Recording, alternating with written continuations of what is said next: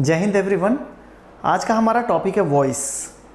इसके पहले वाले वीडियो में हम लोगों ने नरेशन को पढ़ा था और बहुत ही अच्छे हम लोगों ने कॉन्सेप्ट डिस्कशन किया था कि नरेशन पढ़ने से पहले हमें किन किन चीज़ों को जान लेना ज़रूरी है। ठीक है, तो उसमें हम लोगों ने डिस्कस किया था कि टेंस का जानना ज़रूरी है। पर्सन अगर नहीं जानते तो पर्सन को पहचान लीजिए, समझ लीजिए उनको। सेंटेंस के टाइप्स को नहीं पहचानते हैं तो सेंटेंस के टाइप्स को पहचान लीजिए।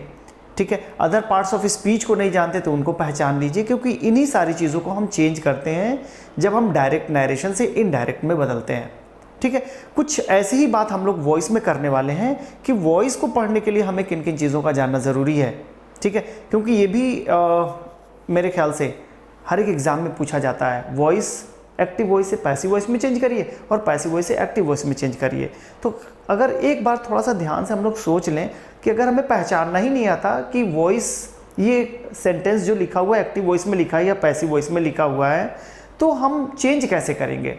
ठीक है, तो आज के वीडियो में हम यही सीखेंगे कि वॉइस सेंटेंस को देखकर हम कैसे पहचान जाएं कि ये एक्टिव वॉइस में लिखा गया सेंटेंस है या पैसिव वॉइस में लिखा गया सेंटेंस है। वॉइस होती क्या चीज़ है, कैसे हम एक्टिव वॉइस से पैसिव वॉइस में बदलते हैं। ठीक है, डिफरेंस क्या है टेंस और वॉइस में, इन्हीं सारी चीज़ों पे हम आज बात करने वाले हैं। ठीक है, तो चलिए हम लोग शुरू करते हैं। सबसे पहले हम लोग देखते हैं कि वॉइस होता क्या चीज़ है। अच्छा, वॉइस जो हम बात करते हैं तो इसमें हम दो चीज़ों की बात करते हैं। एक हम बात करते हैं एक्टिव वॉइस की और दूसरी हम बात करते हैं पैसिव वॉइस की। ठीक है, एक्टिव वॉइस और पैसिव वॉइस। दिमाग में बहुत सारे क्वेश्चन चल रहे होंगे कि आखिर में ये पैसिव वॉइस की ज़रूरत ही हमें क्यों पड़ी, एक्टिव वॉइस था ही तो पैसिव वॉइस की हमें ज़रूरत क्यों पड़ी। तो सबसे पहले अगर मैं बता दूं कि वॉइस जो होते हैं ये वर्ब के फॉर्म्स होते हैं, फॉर्म्स ऑफ वर्ब। ये फॉर्म्स ऑफ वर्ब है। फिर दिमाग में ये क्वेश्चन आ रहा होगा कि टेंस भी तो वर्ब का फॉर्म होता है। ठीक है, तो हम लोग आगे डिस्कस करेंगे टेंस और वॉइस में क्या अंतर है।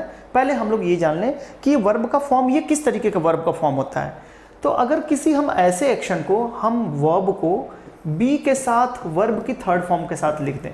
बी का मतलब आपने पढ़ा था, is am are was were. ठीक है ना, बी के फॉर्म है, ये प्रेजेंट फॉर्म है is am are, past form है आपका वॉज या वर। ठीक है, आईएनजी फॉर्म है इसका बीइंग और थर्ड फॉर्म है इसका बीन। ये सारे वर्ब के फॉर्म्स हैं। तो इनको अगर हम हेल्पिंग वर्ब के साथ लिख दें तो हमें पहचान में आ जाता है, यानी कि इनको हम कभी भी लिखेंगे तो थर्ड फॉर्म हमेशा हेल्पिंग वर्ब के साथ ही लिखा जाता है, कॉन्टिन्यूअस फॉर्म हमेशा वर्ब के साथ ही लिखा जाता है। ठीक है, तो अगर ये वर्ब कोई भी बी के साथ वर्ब की थर्ड फॉर्म के साथ लिखा हुआ है तो हम पहचान जाते हैं ये पैसिव वॉइस है। ठीक है, तो फिर डिफरेंस क्या हो गया एक्टिव और पैसिव वॉइस, हम पहचानेंगे कैसे और क्यों हमें लिखने की ज़रूरत पड़ती है। बेसिकली होता क्या चीज़ है, एक्टिव वॉइस में हम ये दिखाते हैं कि कोई हमारा सब्जेक्ट है और किसी एक्शन को वो कर रहा है। ठीक है ना, और इसका इम्पैक्ट जाहिर सी बात है, अगर ऑब्जेक्ट है तो उसका इम्पैक्ट जो है ऑब्जेक्ट के ऊपर पड़ रहा है। ठीक है, अगर मैंने कहा आई स्लैप्ड रोहन, तो आप देखें इसमें ये एक्शन, इस सब्जेक्ट ने इसको परफॉर्म किया है और इसका इम्पैक्ट ये रोहन के ऊपर पड़ा हुआ है। तो ऐसे सेंटेंस को हम बोलेंगे एक्टिव वॉइस, क्योंकि इसमें जो एक्शन जो हुआ है वो किसी सब्जेक्ट ने परफॉर्म किया हुआ है। लेकिन अगर हमें कोई ऐसा सेंटेंस लिखना हो जिसमें सब्जेक्ट ने इस एक्शन को परफॉर्म ही ना किया हो, बल्कि इस एक्शन का इम्पैक्ट सब्जेक्ट के ऊपर पड़ गया हो। ठीक है, कहने का मतलब ये कि subject did not perform the action but the work is, action is acted upon the subject. तो अगर इस सिचुएशन को हमें किसी सेंटेंस में हमें प्रेजेंट करना हो तो हमें पैसिव वॉइस की ज़रूरत पड़ती है। ठीक है, जैसे एक सेंटेंस हम लिख लेते हैं, जैसे अगर मैं कहूँ अ बुक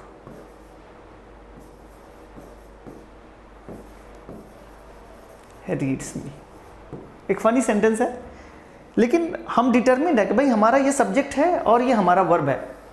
हमें इसको ऐसे ही लिखना है कि एक बुक है, और हालांकि इसका सेंस तो गलत है कि बुक भाई कैसे किताब को पढ़ सकता है, ये तो एक्शन परफॉर्म कर नहीं सकता भाई, ये तो परफॉर्म, ये जो एक्शन है इसके ऊपर परफॉर्म होता है। किताबें तो आप जो करते, किताबें तो पढ़ी जाती है ना, किताब किसी को तो पढ़ता नहीं है। ठीक है। लेकिन अगर इस तरीके के सेंटेंस को लिखना है तो हमें क्या करना पड़ेगा, इस वर्ब के फॉर्म को चेंज करना पड़ेगा। ध्यान रखिएगा, यहाँ पे मैंने ऐसे सब्जेक्ट को लिखा जो इस एक्शन को परफॉर्म कर सकता है, लेकिन यहाँ पे मैंने एक ऐसे सब्जेक्ट को लिखा जो इस एक्शन को परफॉर्म नहीं कर सकता। ठीक है, तो अब हमें क्या करना पड़ेगा, हमें इस एक्शन को दिखाने के लिए कि यहाँ पे इस सब्जेक्ट ने इस एक्शन को नहीं किया, बल्कि इस एक्शन, ये जो एक्शन हुआ उस इस सब्जेक्ट के ऊपर हुआ, तो इसको, इस वर्ब के फॉर्म को चेंज करना पड़ेगा। तब हमें ये सेंस आएगा कि इस सब्जेक्ट ने इस एक्शन को नहीं किया, बल्कि ये एक्शन परफॉर्म हुआ इस सब्जेक्ट के ऊपर। तो हम क्या लिख देते हैं, इसी वर्ब के फॉर्म को बी के साथ जोड़ देते हैं, a book is read by me. Clear है? ये जो वर्ब की फॉर्म जो हमने लिखी, अब इससे हमें ये हो गया कि इस सब्जेक्ट ने इस एक्शन को परफॉर्म नहीं किया, बल्कि इस एक्शन को इसके ऊपर परफॉर्म किया गया। यहाँ पे अब ये वॉइस की इंपॉर्टेंस यहाँ पे दिखती है। समझ में आ रही है बात? यानी कि सब्जेक्ट को अगर हमें प्रीफर करना हो, हमें दिखाना हो किसी सेंटेंस में कि यहाँ पे हमारा सब्जेक्ट है जो इस एक्शन को परफॉर्म किया है, तो आप एक्टिव वॉइस के सेंटेंस को यूज़ करिए। ठीक है ना, जैसा कि हम डिफरेंट टेंसेस में हम यूज़ करते हैं। ठीक है, लेकिन पैसिव वॉइस में हम पैसिव वॉइस का यूज़ कब करेंगे, जब हमें ये दिखाना हो कि हमारा सब्जेक्ट जो है इस एक्शन का डूअर नहीं है, इस एक्शन का परफॉर्मर नहीं है, बल्कि इस एक्शन को इसके ऊपर परफॉर्म किया गया है, इस एक्शन को इस सब्जेक्ट के ऊपर किया गया है। इतनी चीज़ें क्लियर हो गई मेरे ख्याल से। यहाँ पे इतने छोटे से बातों से आपको क्लियर ज़रूर हो गया होगा कि वॉइस होता क्या चीज़ है और वॉइस की ज़रूरत हमें क्यों पड़ती है। ठीक है, कब हमें ज़रूरत पड़ेगी। एक्टिव वॉइस को पहचानना ज़रूरी है। कैसे पहचानेंगे, वो टेंस वाले टॉपिक में आपने देखा होगा कि कैसे, किस तरीके से हम टेंस को आइडेंटिफाई करेंगे। आगे हमें समय मिलेगा तो इन चीज़ों पर हम लोग डिस्कस करेंगे। दूसरा, यहाँ पे ये क्वेश्चन है, what is difference between tense and voice. Tense और वॉइस में अंतर क्या होता है। ठीक है, देखिए टेंस जो होता है इसमें हम करते क्या है, हम किसी एक्शन को, एक्शन के टाइम को दिखाते हैं और उसके स्टेट को दिखाने की कोशिश करते हैं। ठीक है, यहाँ पे हम किसी एक्शन के टाइम को दिखा देंगे और किसी एक्शन के स्टेट को दिखा देंगे। ये हमारा डिफरेंट टेंस हमारा पता चल जाएगा कौन सा टेंस है। मेरे ख्याल से पता होगा कि एक्शन के, किसी भी एक्शन को परफॉर्म करने के लिए हमारे पास 3 टाइम है। कौन कौन से हैं? एक हमारा पास है पास्ट, हमारे पास है प्रेजेंट का टाइम है, ठीक है, और एक हमारे पास है फ्यूचर का टाइम। ये चीज़ें, ये हमारे पास 3 टाइम है किसी एक्शन को परफॉर्म करने का। एक्शन के जो स्टेट होते हैं वो हमारे पास बेसिकली 2 ही होते हैं। एक हमारा होता है कॉन्टिन्यूअस की एक स्टेट होती है, यानी कोई भी एक्शन कॉन्टिन्यूअस स्टेट में है, और दूसरी हमारी स्टेट होती है परफेक्ट। ये 2 हमारे एक्शन के स्टेट होते हैं। तीसरी जो स्टेट होती है वो हमारी होती है परफेक्ट कॉन्टिन्यूअस टेंस की, परफेक्ट कॉन्टिन्यूअस। अब ये चीज़ें थोड़ा सा आइडिया आपको मिल रहा होगा कि ये जो परफेक्ट, जो कॉन्टिन्यूअस है, कॉन्टिन्यूअस और परफेक्ट है, ये एक्शन के स्टेट होते हैं, एक्शन के स्टेट को बताया जाता है। तो कोई भी ऐसा एक्शन जिसमें कोई एक्शन कॉन्टिन्यू है, यानी कोई भी ऐसा एक्शन जिसमें ये स्टेट शामिल है, कॉन्टिन्यूअस की स्टेट शामिल है, तो वो कॉन्टिन्यूअस स्टेट में होगा। अब सवाल ये पैदा होता है कि वो किस टाइम पे हुआ। प्रेजेंट में हुआ तो प्रेजेंट कॉन्टिन्यूअस, पास्ट में हुआ तो पास्ट कॉन्टिन्यूअस, फ्यूचर में हुआ तो फ्यूचर कॉन्टिन्यूअस। ठीक है, सो ये टाइम के ऊपर डिपेंड करेगा किस तरीके का स्टेट है और किस तरीके का एक्शन है। दोनों मिला के हम टेंस को बता ले जाएंगे कौन सा ये टेंस है। ठीक है, और तीसरा स्टेट जो होता है जिसमें ऐसा कोई एक्शन जिसमें ये दोनों स्टेट शामिल ना हो, जिसको हम इंडेफिनिट स्टेट बोलते हैं। तो कोई भी इंडेफिनिट जब आप लिखते हो, जब भी आप लिखते हो कि प्रेजेंट इंडेफिनिट, तो इसका मतलब प्रेजेंट के टाइम को बता रहे हो और ये दिखा रहे हो कि ये एक ऐसा स्टेट है एक्शन का जिसमें ना तो एक्शन आपका कॉन्टिन्यूअस है ना तो आपका परफेक्ट है। तो ये इमेजिनेशन होती है टोटल। आप चीज़ों को क्या करते हो, ऑब्जर्व करते हो चीज़ों को, आप उन चीज़ों को देखते हो और उसके बाद से अब तो टेंस डिसाइड करते हो कि किस टेंस में हमारे सेंटेंस लिखे जाएंगे। आई होप ये चीज़ें क्लियर हो रही होंगी। टेंस होता क्या चीज़ है, एक छोटे से इंट्रोडक्शन में ये चीज़ें समझ में आ गई होंगी। टेंस जो होते हैं ये वर्ब के फॉर्म्स होते हैं जिसमें हम करते क्या है, किसी एक्शन के टाइम और स्टेट को दिखाने की कोशिश करते हैं। कोई भी एक्शन हम ये 3 टाइम पे परफॉर्म कर सकते हैं। एक्शन के स्टेट हैं बेसिकली होते हैं 2 ही, लेकिन तीसरा स्टेट हमारा शामिल होता है परफेक्ट कॉन्टिन्यूअस टेंस का, और चौथा जो स्टेट होता है वो हमारा इंडेफिनिट होता है। ये रटने वाली चीज़ नहीं है कि present indefinite, past indefinite, future indefinite, नहीं, इसमें जानने की कोशिश करो प्रेजेंट है क्या और इंडेफिनिट है क्या। तो आई होप ये चीज़ें आपको क्लियर हो गई होंगी, टेंस क्या है, ठीक है ना। अब डिफरेंस मैंने पूछा कि टेंस और वॉइस में क्या है, तो दोनों ही तो बेसिकली वर्ब के फॉर्म्स होते हैं, जिसमें हम टेंस में एक्शन के टाइम और स्टेट को दिखाने की कोशिश करते हैं, और वॉइस में हमें ये बताने की कोशिश करते हैं कि हमारा जो सब्जेक्ट है वो डूअर है या हमारा जो सब्जेक्ट है वो रेसिपिएंट है, ठीक है। यानी किसी बात को हम दो तरीके से कह सकते हैं, एक हम कर सकते हैं कि सब्जेक्ट पे हम एम्फेसाइज कर दें, ठीक है, इस तरीके के फॉर्मेट का हम यूज कर दें।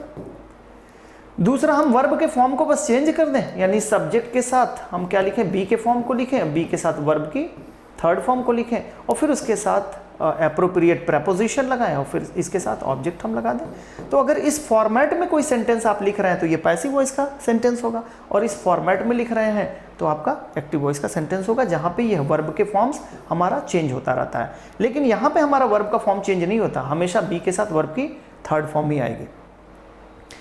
तो ये होते हैं हमारे वॉइस। ये चीज़ें क्लियर हो गई, टेंस और वॉइस में क्या डिफरेंस है, ठीक है। टेंस अगर पहचानते रहेंगे तभी आप वॉइस को चेंज भी कर पाएंगे, ठीक है, क्योंकि नरेशन में आपने देखा था कि हम टेंस को उसके पास्ट टेंस में चेंज कर दे रहे थे। जो भी हमारा डायरेक्ट नरेशन था वो इनडायरेक्ट नरेशन में जब हम बदल रहे थे तो हम उस टेंस को पास्ट में बदल दे रहे थे। लेकिन यहाँ पे कुछ ऐसा नहीं है, यहाँ पे हमारा क्या है कि जिस टेंस में हमने सेंटेंस को लिखा है, एक्टिव वॉइस के सेंटेंसेस को लिखा है, पैसिव वॉइस में जब हम चेंज कर देते हैं तो उसी टेंस में हम लिखते हैं, चीज़ें बदलती नहीं है। यानी टेंस में ये चीज़ें हम बदलते नहीं हैं, बस कुछ बदलाव जो करते हैं वो वर्ब के फॉर्म्स को हम चेंज कर देते हैं, नथिंग एल्स, ठीक है। आई होप ये चीज़ें क्लियर हो गई होंगी कि डिफरेंस क्या है हमारा टेंस और वॉइस में, ठीक है।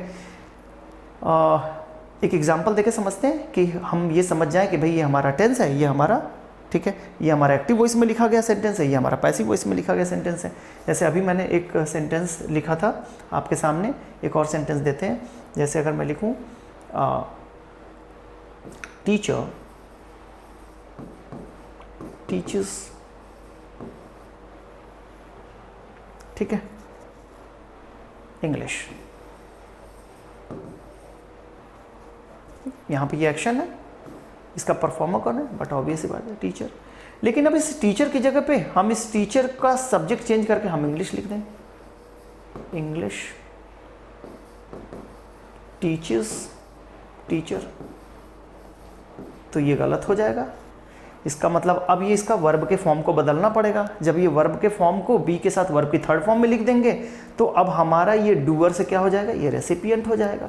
यानी अगर इस सेंटेंस को हम कैसे लिख दें, इंग्लिश इज टॉट, अभी हमारा सेंटेंस सही हो जाएगा। अब बाई के साथ आप जो भी लिख लें, English is taught by the teacher. Clear है? कॉन्सेप्ट पे हम लोग डिस्कस कर रहे हैं, बाद में हम लोग क्वेश्चन आंसर भी डिस्कस करेंगे। बोर्ड के जितने भी क्वेश्चन हैं वो सारे हम लोग डिस्कस करेंगे, ठीक है। नेक्स्ट चलते हैं हम लोग। तीसरा क्वेश्चन है हमारे पास, how to identify active and passive voice. अभी हम लोगों ने डिस्कस कर लिया कि एक्टिव वॉइस को कैसे आइडेंटिफाई करेंगे और पैसिव वॉइस को कैसे आइडेंटिफाई करेंगे। चलिए एक एक टेंस को हम देख के आइडेंटिफाई करने की कोशिश करते हैं कि अगर हमारा टेंस मान लो प्रेजेंट इंडेफिनिट टेंस में है, तो टेंस को हम आइडेंटिफाई जो करते हैं वो हम वर्ब से करते हैं। वर्ब के डिफरेंट फॉर्म्स अभी हमने बताया कि डिफरेंट फॉर्म्स यूज़ होते हैं। पैसिव वॉइस में हमने बी के साथ सिर्फ वर्ब की थर्ड फॉर्म हमें यूज़ कर देनी है। जैसे मान लो कि अगर मान लो एक वर्ब है रीड, ठीक, वर्ब का फॉर्म है, वर्ब का फर्स्ट फॉर्म भी यही होता है, सेकंड फॉर्म भी यही होता है, थर्ड फॉर्म भी होता है, प्रोनाउंसिएशन चेंज हो जाता है। तो अगर रीड यहाँ पे लिखा हुआ है तो हम समझ जाएंगे कि ये एक्टिव वॉइस का सेंटेंस है। लेकिन अगर ये इज एम आर के साथ लिखा हुआ है, वॉज वर के साथ लिखा हुआ है, तो हम ये समझ जाएंगे ये पैसिव वॉइस का सेंटेंस है, ठीक है। चलिए रेड भी अगर मान लो भाई रीड और रेड ये पास्ट टेंस में भी यही आएगा। जैसे एक सेंटेंस देख लो, अगर मैं कहूँ आई रीड अ बुक, ठीक, तो जब इसको पैसिव वॉइस में चेंज करोगे तो आप जानते हो कि ये प्रेजेंट इंडेफिनिट टेंस है और प्रेजेंट इंडेफिनिट टेंस में बी की फॉर्म प्रेजेंट फॉर्म ही लगेगी, इज एम आर लगेगा। तो अगर आप बुक को सब्जेक्ट की जगह करते हो और इसको इसकी जगह पे ले जाते हो, तो अगर यहाँ पे आप बुक लिखोगे तो बुक तो सिंगुलर है, सिंगुलर के साथ आप इज लगा दो। अब बुक इज रेड बाय, आई का ऑब्जेक्टिव केस यहाँ पे लगाओ, मी। प्रेपोजिशन के बाद हमेशा ऑब्जेक्टिव केस का यूज करते हैं, ठीक है। प्रेपोजिशन बिना ऑब्जेक्ट के नहीं आता। ये क्लियर हो गई। अगर मैं यहां पे ये लिखूं, ही रेड अ बुक, ध्यान रखिएगा ये प्रेजेंट इंडेफिनिट टेंस का सेंटेंस अब नहीं हुआ। अगर प्रेजेंट इंडेफिनिट का होता तो हमने यहाँ पे एस लिखना था, लेकिन हमने लिखा नहीं, तो इसका मतलब ये पास्ट टेंस का हो गया। अब जब इसके वर्ब के फॉर्म को चेंज करोगे तो मैंने क्या बताया, बी के साथ वर्ब की थर्ड फॉर्म में चेंज करो।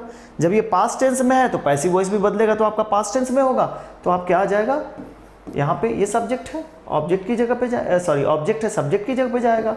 तो इसका हमने जगह चेंज कर दिया, सब्जेक्ट को ऑब्जेक्ट, ऑब्जेक्ट को सब्जेक्ट की जगह पे लाया।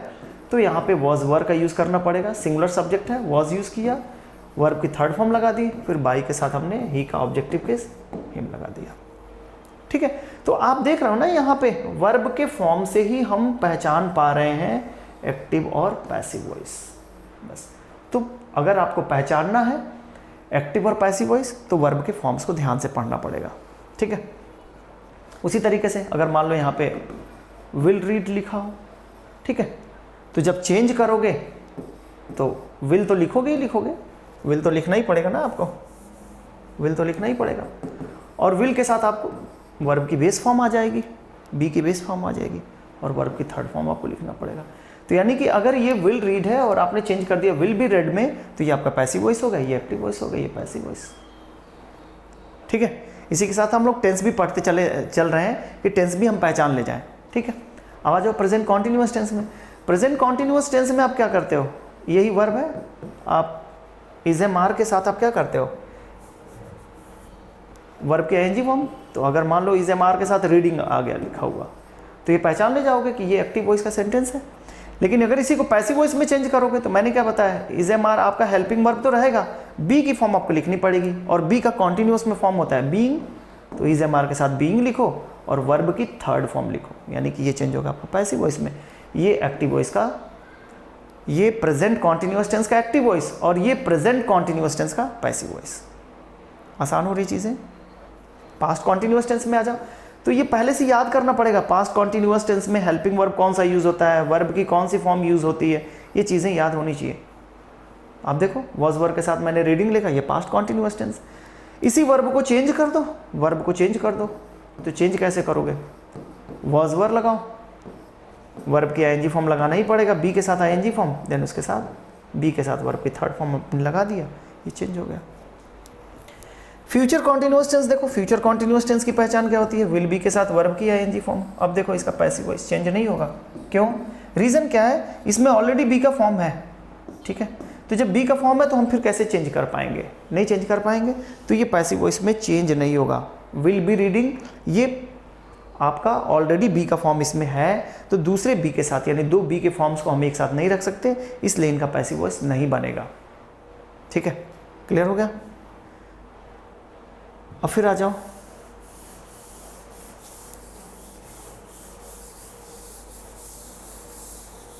फ्यूचर कॉन्टिन्यूअस टेंस हो गया। अब प्रेजेंट परफेक्ट कॉन्टिन्यूअस टेंस में आ जाते हैं। प्रेजेंट कॉन्टिन्यूअस टेंस की पहचान क्या होती है, सॉरी प्रेजेंट परफेक्ट टेंस की पहचान क्या होती है। प्रेजेंट परफेक्ट टेंस में आप करते क्या हैं, वर्ब के थर्ड फॉर्म का यूज करते हैं हमेशा। प्रेजेंट परफेक्ट टेंस में वर्ब की थर्ड फॉर्म, हैज हैव के साथ वर्ब की थर्ड फॉर्म आपने यूज किया, प्रेजेंट परफेक्ट टेंस। हैड के साथ आपने यूज किया, हैड के साथ वर्ब की थर्ड फॉर्म का यूज किया, तो ये हो गया आपका past perfect tense. Will have, shall have के साथ वर्ब की थर्ड फॉर्म आपने यूज किया। ये चीजें सब याद होनी चाहिए, मेरे ख्याल से आपको पता होगा, जिसको याद नहीं है वो चीज़ों को याद कर लो, ठीक है, तब ये चीज़ें आसान हो जाएंगी। जैसे अगर मैंने मान लो लिख दिया कि हैज़ हैव के साथ मैंने लिख दिया रेड, तो ये एक्टिव वॉइस का एक्टिव वॉइस यानी प्रेजेंट परफेक्ट का एक्टिव वॉइस हो गया। चेंज कर दो वर्ब को, हैज़ हैव लिखो, हैज़ हैव हेल्पिंग वर्ब तो रहेगा ही, इसके साथ बी का फॉर्म जब लिखोगे तो बी का थर्ड फॉर्म लिखना पड़ेगा, और इसके साथ वर्ब की थर्ड फॉर्म लिख दो, यानी कि ये हो गया आपका एक्टिव वॉइस का सेंटेंस, ये हो गया पैसिव वॉइस का सेंटेंस। देख रहे हैं चीज़ों को, यहाँ पे वर्ब पहचानना ज़रूरी है, वर्ब नहीं पहचानेंगे तो मुश्किल हो जाएगा, नहीं कर पाएंगे आप। ठीक है। नेक्स्ट देखो, हैड के साथ अगर मैंने थर्ड फॉर्म लिखा, ये पास्ट परफेक्ट हो गया। इसी को अगर पैसिव वॉइस में चेंज करोगे तो हैड के साथ बी का फॉर्म लगाना पड़ेगा, देन वर्ब की थर्ड फॉर्म लगानी पड़ेगी। पास्ट परफेक्ट हो गया। फ्यूचर परफेक्ट में क्या करोगे? फ्यूचर परफेक्ट में होता है विल हैव या शैल हैव के साथ आप यूज करते हो वर्ब की थर्ड फॉर्म, ठीक है। तो अगर आप विल हैव और शैल हैव, ये तो आपका हेल्पिंग वर्ब हो गया, इसके साथ बी की फॉर्म लिखो, परफेक्ट टेंस में बी की फॉर्म बीन लगेगी और इसके साथ आप वर्ब की थर्ड फॉर्म लिख दो, ये पैसिव वॉइस में चेंज हो गया, ठीक है। Present perfect, past perfect, future perfect, ये सारे टेंस को आपने चेंज कर लिया। अब present perfect continuous tense, future perfect continuous tense, past perfect continuous tense, ये नहीं बनेंगे इनके पैसिव वॉइस। क्यों? क्योंकि ऑलरेडी उसमें बी के फॉर्म एग्जिस्ट हैं। तो जिस टेंस में आप बी या बी के फॉर्म्स ऑलरेडी हैं उनका पैसिव वॉइस नहीं बनेगा। तो ये हम लोगों ने देख लिया आइडेंटिफाई कैसे करते हैं एक्टिव और पैसिव वॉइस को। तो आइडेंटिफाई जो करेंगे वर्ब के फॉर्म से करेंगे। पैसिव वॉइस में बी के साथ हमेशा वर्ब की थर्ड फॉर्म आपको मिलेगी और एक्टिव वॉइस में डिफरेंट हेल्पिंग वर्ब के साथ डिफरेंट वर्ब के फॉर्म्स मिलेंगे, ठीक है। चलते हैं नेक्स्ट स्लाइड पे। How to change active voice into passive voice. अब इसमें देखें, इसमें जो सबसे ज़्यादा ज़रूरी चीज़ है, अगर आप टेंस को पहचान पा रहे हैं कि किस टेंस का ये सेंटेंस लिखा हुआ है तो पैसिव वॉइस बनाना आसान हो जाएगा। जैसे मान लो मैंने एक सेंटेंस दिया,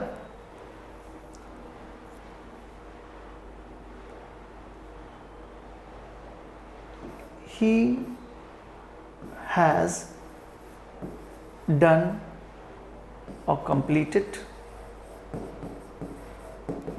his work, he has completed his work, ठीक है। अब इसमें हमें वर्ब पहचान में ही नहीं आ रहा है, चेंज नहीं कर पाएंगे। तो सबसे पहले ज़रूरी चीज़ है कि इसमें हमें पहचान लेना है ये कौन सा टेंस है। तो आप वर्ब से ही टेंस की आइडेंटिफिकेशन करते हो। अब यहाँ पे देखो हैज़ के साथ वर्ब की थर्ड फॉर्म लिखा हुआ है और हैज़ के साथ वर्ब की थर्ड फॉर्म आती है परफेक्ट टेंस में, ठीक है। यहाँ पे देखो बी के साथ कोई वर्ब का थर्ड फॉर्म नहीं लिखा गया है, तो इसका मतलब ये है एक्टिव वॉइस। अब हमें चेंज करना है पैसिव वॉइस में, तो वर्ब के फॉर्म को ही बेसिकली हमें चेंज करना पड़ता है। तो अगर हम हैज़ के साथ बी का फॉर्म लिखें, बी का फॉर्म जब आएगा तो इसमें थर्ड फॉर्म आएगा और इसके साथ हम डन या कंप्लीटेड लिख दें, ये हमारा वॉइस चेंज हो गया, एक्टिव से पैसिव वॉइस बन गया। अब हमें बस काम करना क्या है कि हमें इसके सब्जेक्ट को ऑब्जेक्ट बना देना है और इसके ऑब्जेक्ट को सब्जेक्ट बना देना है, यानी कि इसको आपको यहाँ पे ले जाना है और इसको आपको यहाँ पे ले जाना है। तो अगर यहाँ पे सब्जेक्ट हिज वर्क कर दें तो हिज वर्क तो सिंगुलर हो गया, सिंगुलर हो गया तो हैज़ बीन डन हो गया, ठीक है। और यहाँ पे आप एक प्रेपोजिशन लगाइए और ही का ऑब्जेक्टिव कैसे यहाँ पे हिम लिख दीजिए, ये लीजिए आपका चेंज हो गया एक्टिव वॉइस से पैसिव वॉइस, ठीक है। तो हमने आसानी से चेंज कैसे किया, जब हम चीज़ों को पहचान रहे हैं, जब हम टेंस को ईजिली आइडेंटिफाई कर ले रहे हैं कि कौन सा हमारा टेंस है। क्लियर है? हमने देखा कि किस तरीके से हम वॉइस को आसान बना सकते हैं, वॉइस को पहचानने का तरीका क्या है, वॉइस और टेंस में डिफरेंस क्या है, ये सारी चीज़ों पे हम लोगों ने डिस्कस किया। आई होप ये चीज़ें आपको क्लियर हुई होंगी, आपका कॉन्सेप्ट भी पहले से कुछ क्लियर हुआ होगा, ठीक है। तो इसके बाद वाले वीडियो में हम डिस्कस करेंगे प्रीवियस क्वेश्चन जो बोर्ड एग्जाम में पूछे गए हैं। तो मैं आपसे रिक्वेस्ट करूंगा कि आपको अगर ये वीडियो पसंद आती हो तो ज़रूर अपने दोस्तों में शेयर करें जिससे वो भी इनका फ़ायदा उठा सकें। And please do like and subscribe. Thank you.